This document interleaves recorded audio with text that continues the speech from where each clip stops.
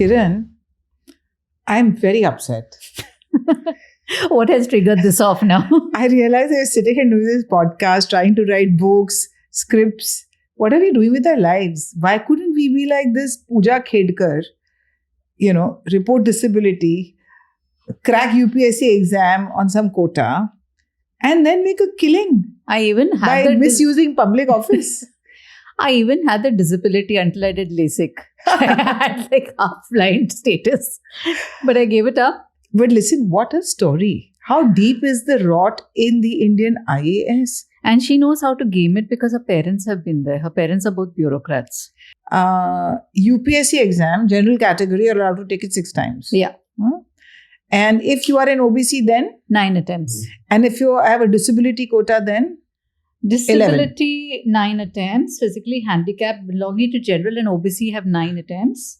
And for physical handicap belonging to SC/ST, it's unlimited. So basically, if you can get yourself a certificate, which of course we live in India, we know it's easy to procure, that you have some sort of disability, and you start taking the UPSC exam at the age of 23, by 34, you're certain to crack it and be a civil servant for life with all the perks and privileges. And there is no retesting after that. Like if you become a doctor every few years, You have to requalify. you have to requalify. But here, once you're in, you're in. And you're set for life. And look at the number of certificates she has given to prove her disability. It's not just one, it's multiple So certificates. first it starts with visual disability, which you also have, which means myopia. But of course, in her case, they said it's 40% disability. Which Then- is given to her by Ahmednagar. Yeah. Hospital. And then in 2021, so she first cleared her UPSC exam in 2019 under visual impairment disability. Persons with benchmarks. And then she disability. was posted to the Sports Authority of India as a trainee IAS officer. But for some reason, she wasn't happy with that. So in 2021, she got herself a certificate to qualify her as somebody who had locomotive disorder along with mental disability. Firstly, have mental disability. I am very suspicious about you wanting to get into the bureaucratic Right. service with. But so then they declared that she had 20% disability of depression. Okay.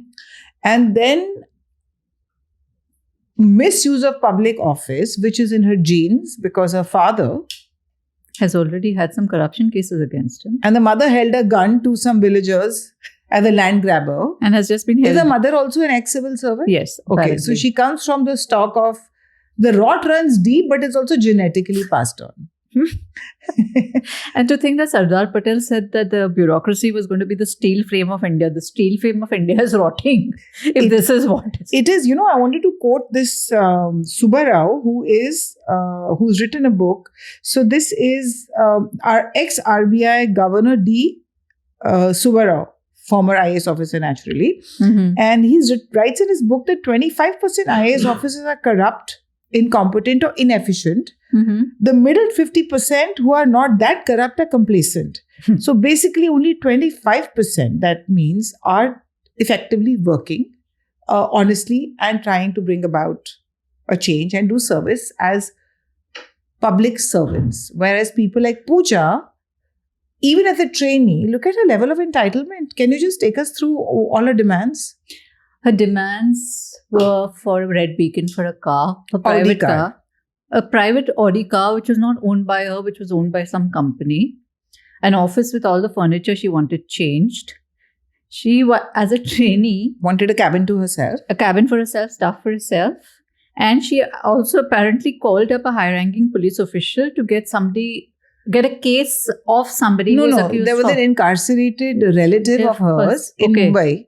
She called the DCP Vashi and said, please release him as a trainee IAS. As a And trainee. that's when I think people started. Noticing also when this Audi was out and it had some 26,000 in traffic fines against it. Yeah. And I think questions were raised as to how a private Audi could have a government and a Maharashtra government sticker on it. And not just that. That reminds me, there's just so much here that I think, We need to do a proper PPT on this. PPT on this. She, by the way, also you tried to use the OBC quota because they declare for the non-cream layer of this country to apply for UPS for the quota. You have to have an annual income of less than 8 lakhs. But her father contested the Lok Sabha elections, and his declared income at the time was 40 CR and above. Her personal income is 17 CR and mother has her own bank balance. She also went on record to say in an interview, and there's live interview, there's footage from that interview available online, her IAS interview, that she comes from a broken home. Her parents are separated, and she has no relationship with her father. She hasn't even seen him in years. Mm-hmm. But it was her father who rang the office, the collector's office in Pune, where she was interning, and demanding a cabin, which is not a perk an intern, a trainee gets. A trainee IAS gets, yeah. And as soon as the senior colleague went out of town, she removed his nameplate and put her nameplate there and went and occupied the cabin. Look at the cheek of this woman. Whew. That is guts. She sounds like a psychopath to me. Yeah, and I'm glad this is all coming to light, because all this is coming to light, about her. And also we've forgotten the fact that she's taken the exam multiple times, and she's also changed her name multiple times. Oh, also between 2019 and 2023, she grew only 1 year. She aged only 1 year, according to her papers and her documents. According to her papers, trainee IAS officer Pooja Khedkar aged only 1 year between 2020 and 23. And used different names on applications. To try and get the fake medical certificate. Also different ration card, also different home address. And AIIMS kept calling her to verify her mental disability for an MRI scan 6 times. She missed all 6 appointments. All 6 because she said she cited claustrophobia.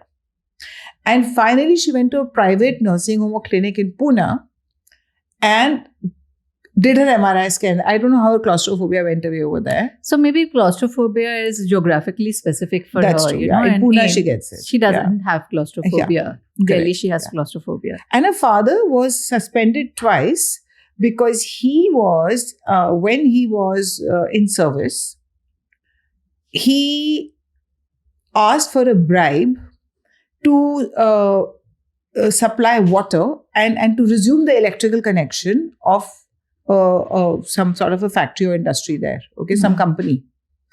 And they had lodged a complaint against him and he was suspended twice. So here's my question. Why are such people suspended and reinstated? Is it written in a constitution that once you're in IAS, you can never lose your job, you can never be suspended forever? I think there have been cases of those who have been suspended, and there have been serious cases. But now I am very curious to see what happens to Pooja Khedkar. Keep her father aside and keep what's happened to the father aside. But this can of worms that has opened with her, and if she's just been recalled back, she's been taken off her training, which she was Where is she right now? At some place she was in a trainee in Washim in the Vidarbha district. Mm-hmm. She's been called back to Mussoorie. To the academy. To the academy, pending further inquiry. Now that pending further inquiry remains to be seen as to what is going to emerge from that further inquiry when so much of material is already out there. But there was already a complaint against her mother for holding a gun up on poor farmers and to grab land. That's what I'm saying. Till a story like this breaks and someone has the courage to complain and somebody else has the courage to take action, there must be thousands of such cases that go unreported, or even if they're reported, they are not really brought into the limelight. Ever since this broke on social media, I think there have been many they've taken out cases of officers who have got into the bureaucracy by claiming various disabilities. Yeah. And photographs of them having completely normal kind of life and activities. You had sent this to me. I took some names down. So there is Asif Yusuf. Yeah. He fought some income certificate. Nikita Khandelwal, who claims to be blind, but if you look at her Instagram, she's driving a car and she looks anything but blind. Maybe then, she had LASIK done too. Blindness, it can get cured with LASIK? High myopia can.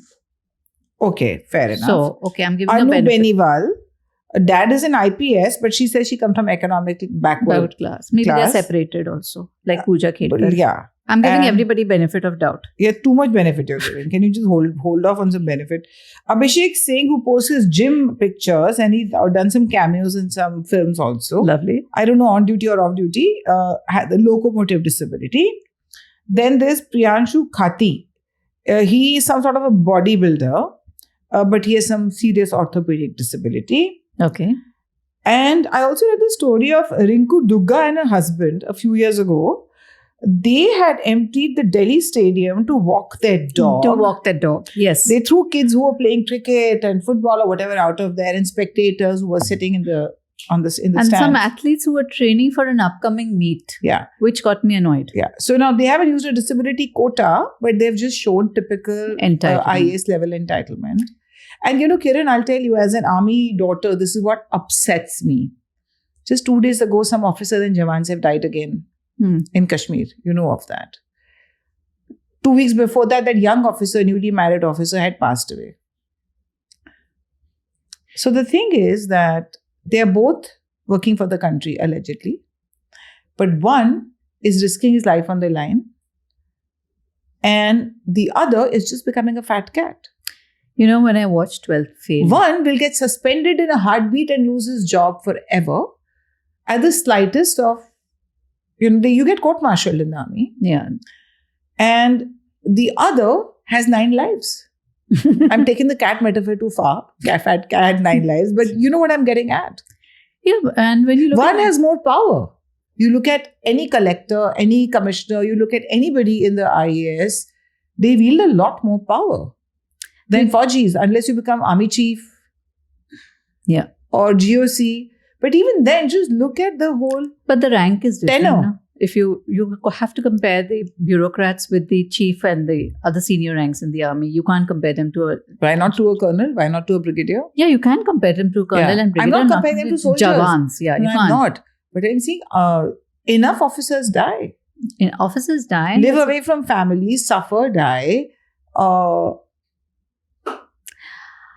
When you look at a movie like 12th in the Fail, line of die is what I'm getting at. They die in the line of duty. And these guys, and they get away with it. My problem is not that they are corrupt. My problem is that they have so far only gotten away with it for the most part. They've gotten away with it for the most part, Shonali, because it is so deeply entrenched. The rot is not just them. It is a nexus between them and the politicians. Correct. Who are giving them support and power. Yeah. If anything happens to them, they know that they will be reinstated and brought back. Yeah. Because that can of worms there cannot be opened.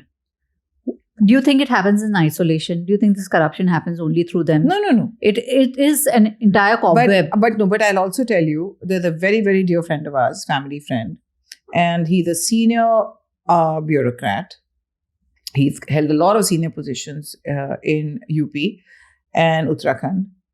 Now he's retired, but he's been reinstated because he's a genius and they need him. This gentleman is so honest that one day his daughter, who was flying down from London, she lives there, wanted to book some tickets to go somewhere. And this website kept crashing. So then she was speaking to me on the phone. She said, I'm just not being able to do it from here. So I said, why don't you ask your dad's office? His assistant will do it, she said. We are never allowed to call my dad's office or the assistant for even the simplest of things. Even if there's a crisis, if there's a fire at home also, the assistant is not expected to do anything because the father is that rigid about not misusing public office. I know. I have a friend. And they literally, if you see their lives as bureaucrats versus how wealthy bureaucrats live, you can see the difference. I have a friend whose husband is an IS officer. And his office is just like a 5-minute walk from home. So the car and driver is almost never used. But do you think the car and driver will go to drop the kid to school or drop the kid to swim class? No, he does not allow that at all. And sometimes my friends is like, it's just lying there. It's just sitting there. He says, no, that is official duty car. I cannot have it for private reasons. Yeah. So there are those bureaucrats who are also very honest and very straightforward. And so they are managing to work. They're managing to make a difference and hold positions. So it's not impossible or unthinkable. But the temptation must be too great, Shonali. Look at the temptation. Look at the hundreds of crores that are at stake. I think that, I wonder for these upright bureaucrats, like this Mr. Pandey who I'm talking about, when you see others thriving and their lives are getting better, their wives' jewelry, clothes, vacations, amazing even then under those circumstances. And the pressures of a government salary and its limitations to hold on to your values. So my father-in-law was not a IAS officer, but he was in the government service. He was the Joint Commissioner of Imports and Exports. Okay. And But don't you need to be an IAS for that? I think he climbed up or Okay. something, but I'm not sure of that. He was very highly qualified. He was a double MA and law and everything. But one of his colleagues, I don't know the names, and this was all before my time and before I got married into the family. But my mother-in-law says that man had a house in Cuff Parade. There you go. And these guys were staying in a little pocky hole in Kandivli because that was all my father-in-law could afford. But his colleague was staying in Cuff Parade. Yeah.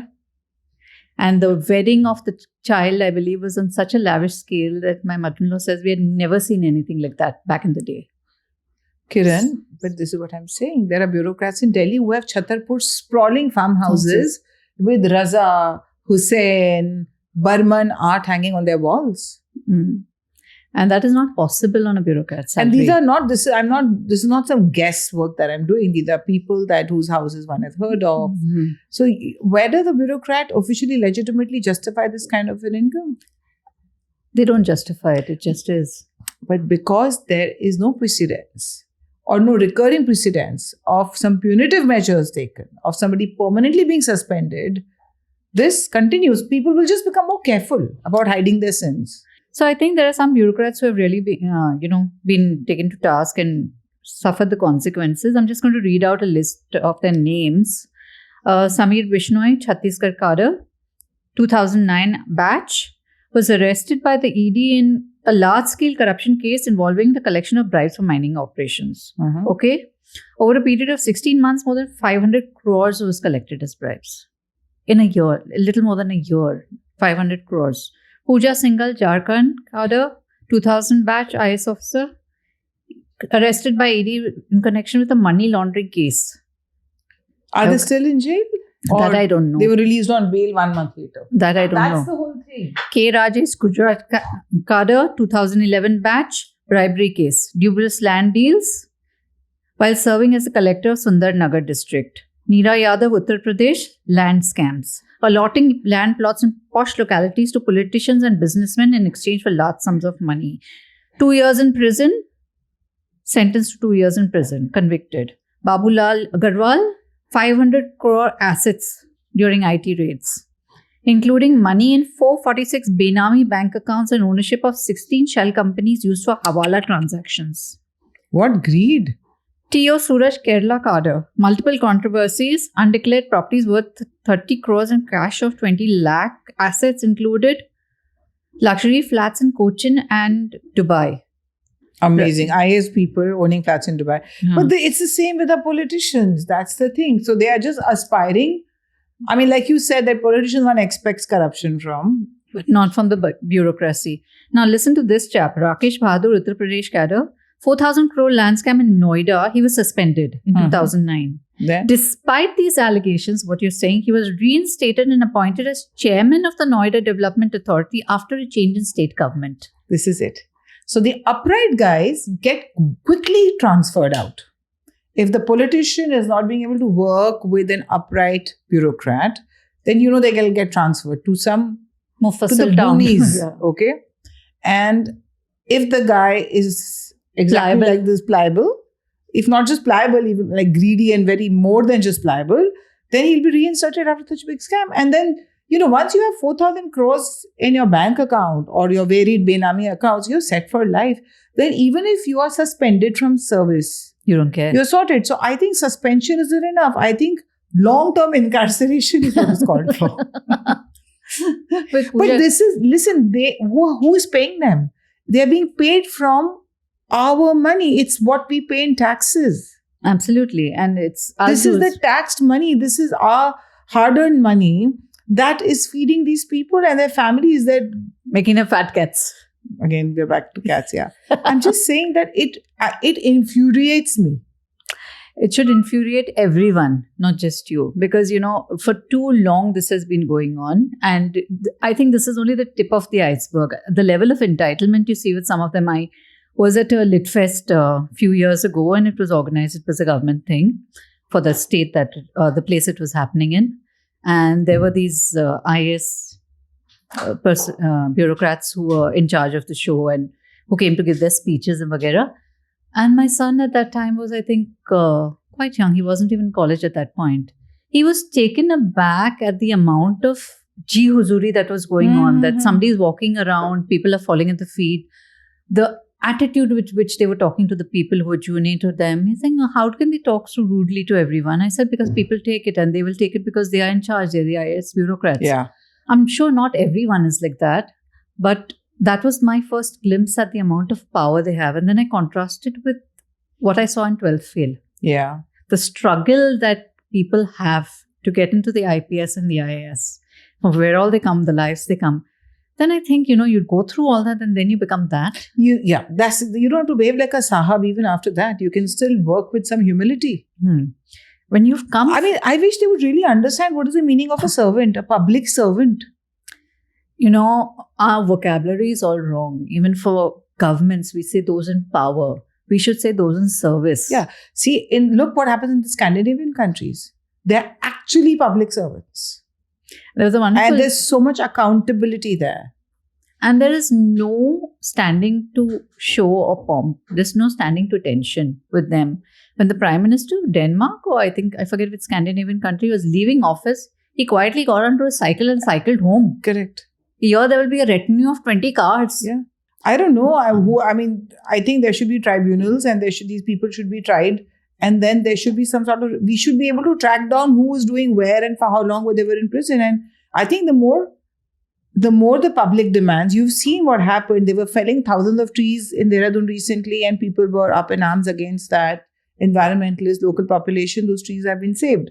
I think that passive action, just armchair activism doesn't work. I think people need to use their voices.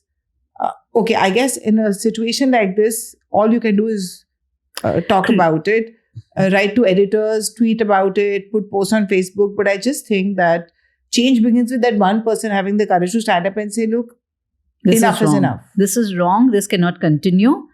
And as a citizen of this country paying my taxes, I'm not going to tolerate this. Yeah. But hopefully we'll get there someday. Hopefully our kids will see a less corrupt nation.